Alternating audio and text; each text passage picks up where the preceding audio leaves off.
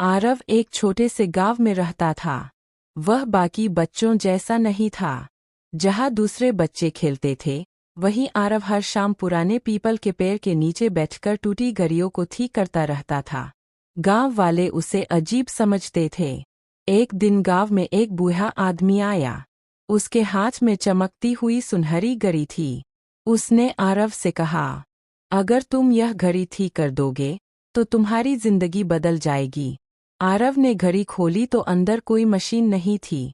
सिर्फ एक छोटा कागज रखा था जिस पर लिखा था, जिसके पास समय है उसके पास सब कुछ है। आरव हैरान रह गया। तभी बूढ़ा मुस्कुराया और बोला, यह साधारण घड़ी नहीं है, यह इंसानों का समय दिखाती है।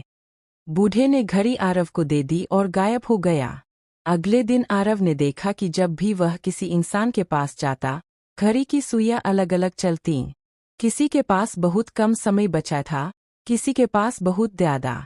धीरे धीरे उसे समझ आया कि यह घड़ी लोगों की बची हुई जिंदगी दिखाती है।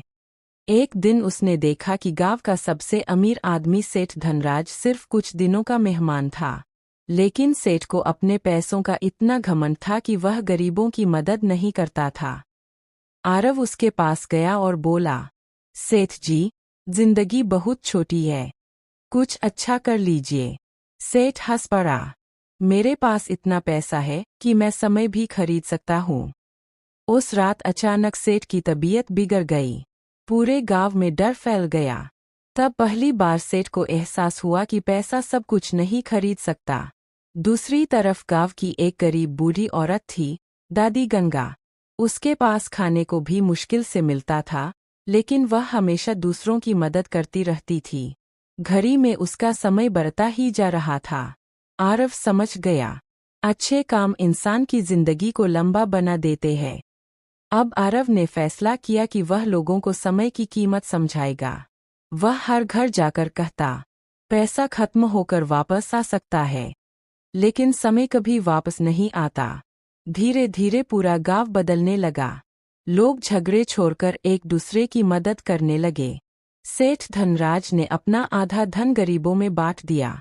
गांव में पहली बार खुशी दिखाई देने लगी। लेकिन एक दिन आरव ने घड़ी में अपना समय देखा और डर गया। उसके पास सिर्फ एक दिन बचा था। फिर भी वह उदास नहीं हुआ। उसने आखिरी दिन गांव के बच्चों के साथ खेला, बूढ़ों की मदद की और पूरे गांव में पेड़ लगाए। रात को वही बूढ़ा आदमी फिर दिखाई दिया।